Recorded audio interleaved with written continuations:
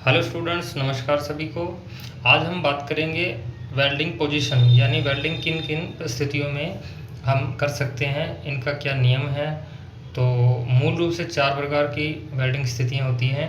पहली समतल यानी फ्लैट, दूसरी क्षैतिज यानी हॉरिजेंटल, और तीसरी होती है ऊर्ध्वाधर यानी वर्टिकल, और चौथी होती है ओवरहेड। ओवरहेड का मतलब जो सर के ऊपर ऐसे मुंह ऊपर उठा के वेल्डिंग करते हैं और जॉब नीचे होता है।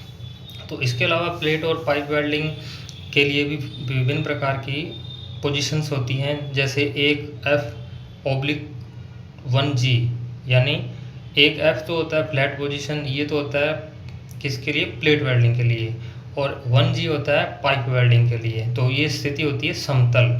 2F और 2G, 2F का मतलब 2G का मतलब 2F का मतलब हो गया, ये स्थिति हो गई इसके लिए, प्लेट के लिए, और 2G ये किसके लिए होगी, पाइप के लिए। तो ये कौन सी स्थिति होगी, क्षैतिज स्थिति। फिर 3F और ओब्लिक 3G यानी ऊर्ध्वाधर। चौथी है 4F और 4G यानी ओवरहेड। तो वेल्डिंग के लिए 5G और 6G आधुनिक विधियां हैं जो लेटेस्ट है। तो ये कठिन है, इनको करने में बहुत परेशानी आती है, और उसके लिए हम फिलेट वेल्ड करते हैं। तो फिलेट वेल्ड के लिए 1F 2F 3F 4F तक की पोजीशंस होती है।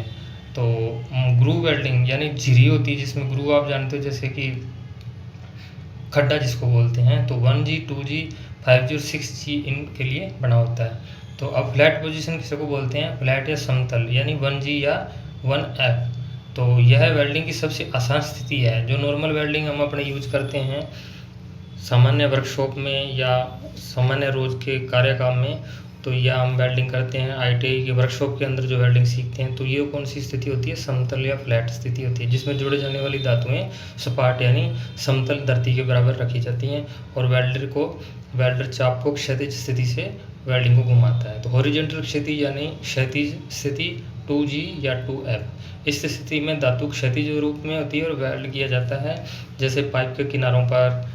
वर्टिकल ऊर्ध्वाधर यानी 3G और 3F। तो इस स्थिति में धातुओं को क्षैतिज रूप से इस स्थिति में वेल्डिंग किया जाता है। तो वर्टिकल ऊर्ध्वाधर 3G और 3F, इसमें वर्टिकल ऊर्ध्वाधर दिशा में ऊपर से नीचे की ओर ऊपर से वेल्डिंग करी जाती है। ओवरहेड पोजीशन यानी 4G या 4F, यह सबसे चुनौतीपूर्ण विधि होती है, जिसमें वेल्डर को अपनी सिर के ऊपर से मुंह उठा के ऊपर को वेल्डिंग करना पड़ता है।